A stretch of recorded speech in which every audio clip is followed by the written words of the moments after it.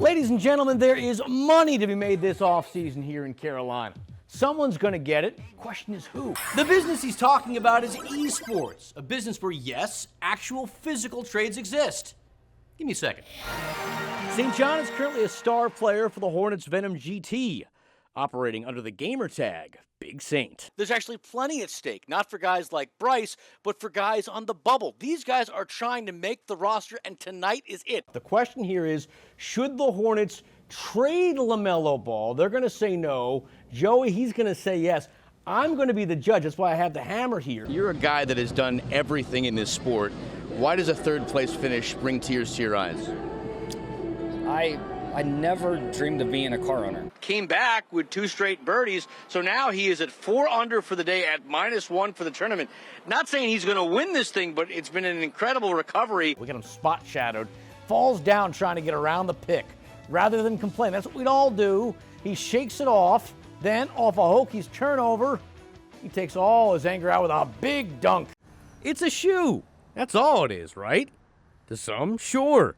But not Michael Griffin. Sneakers tell the story of your life. Every little scuff, every mark on them is the journey you've taken through life. This pair has got quite the tale.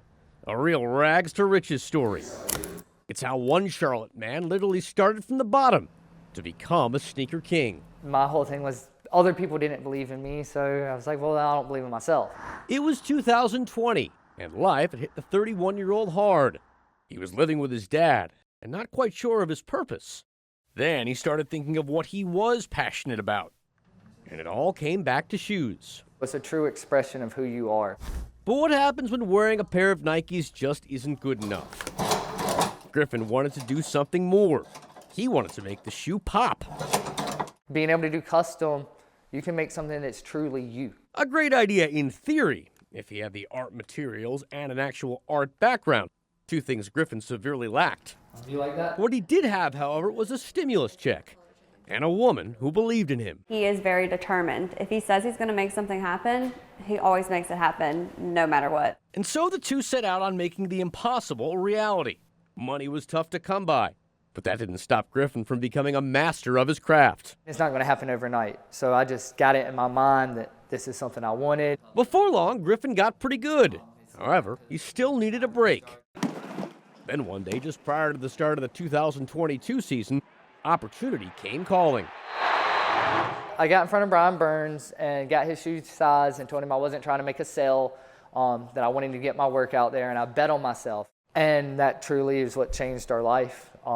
It worked. Burns liked what he saw. He became a client, and soon a lot of his teammates did too. Laviska Chenault Jr., Derek Brown, Frankie Luvo, Xavier Woods, Chuba Hubbard. The names keep on coming, but Griffin isn't running low on ideas. Some of Michael's designs are pretty far out there. This is the shoe that Adam Thielen wore on Christmas Eve. It's based on the Grinch, and it's got a TV in it. Crazy? It depends on who you ask. I personally how cool. They're definitely unique. But then again, so is the pair Griffin tossed up on the power line the day he and his wife opened up their custom shoe store last summer. We're chasing a dream. We're working hard, and that's what it comes down to. Yeah, it's been a journey, all right. And it's only getting started. If you were watching the Panthers and Bucks play their games side by side this afternoon, man, were you on a roller coaster. Both games kicked off around 1. Both had to frustrate Panther fans to no end. We'll start with Tampa. They were at one point good this year. Now they're not. Back in the second quarter, they were having all sorts of problems. Miami was leading 17-7 at the break. While that was happening, Carolina was holding its own against the best team in the NFC. The Panthers and Seahawks were actually tied at 3 going into the second half. Remember, a win would have clinched the division for Carolina over Tampa, but that never happened. In the third quarter, Carolina suffered a major meltdown. Right after they picked off Sam Darnold, Chuba Hubbard fumbled the ball. It would lead to a touchdown. Seahawks led 10-3.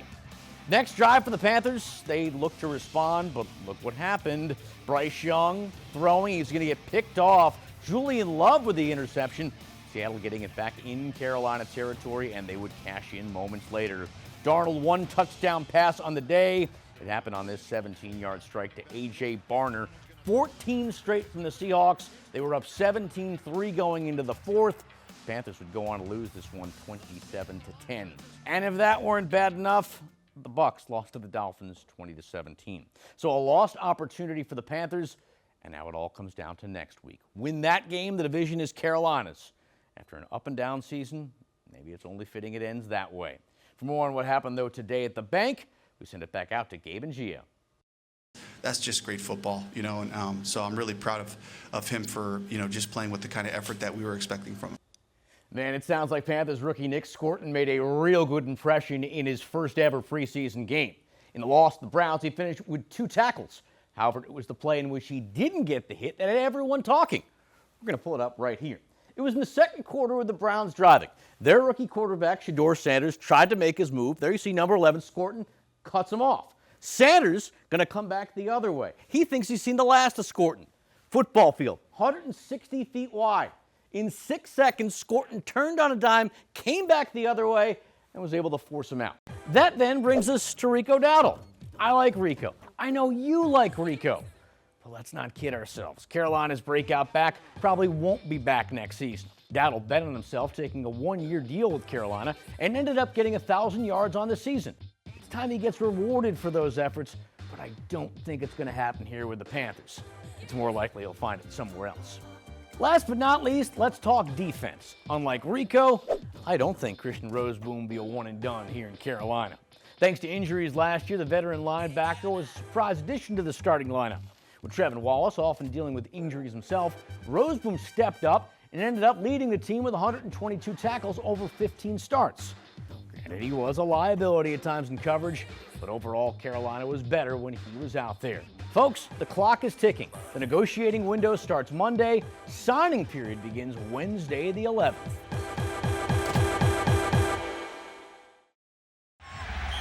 There was a time when chaos was the norm for defenses all across the NFL. Everybody, all 11, looking the sideline and getting the calls. Communication breakdowns were the norm, and offenses ran wild. Pass wide open. That is, until the league decided to level the playing field. When we got the green dot in 2008, it just made so many of those things simpler. The green dot that Panthers defensive coordinator Ejiro Evero is talking about is the logo found on the helmet of one of his players. Typically, it's the middle linebacker that wears it. They're in the middle of the defense. And that's why they've got the radio in their helmet, allowing crucial information to be streamlined from the sideline. Starts off with the calls, obviously, and that could be the front, the coverage, any alerts, checks we have, and then he might say, like, hey, tell so-and-so this and tell so-and-so that. He's usually pretty good about not having too many things. Inside the headset, the player hears this. The sound is pretty clear, but when you have tens of thousands of screaming fans, it can get a little challenging. Sometimes it is hard to hear, so you see the guys cover up their ears or whatever to hear it. Communication is a one-way street, meaning coaches can talk to the player, but not the other way around. I don't want to hear what they have to say. That's because there's quite a bit of hurry-up involved. Instructions start once the play clock begins. Once it reaches 15 seconds, it just goes up beep, beep, beep, and then it's off. From there, it's the responsibility of the person with the green dot to pass along the information to the other players on the field. If you don't get the call to the guys, the offense ain't waiting for you to get the call. As you can imagine, it can get pretty stressful. Quick pass to get that and then some.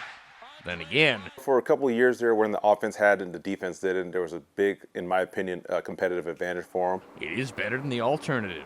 Mike Lacett, Black and Blue kickoff live.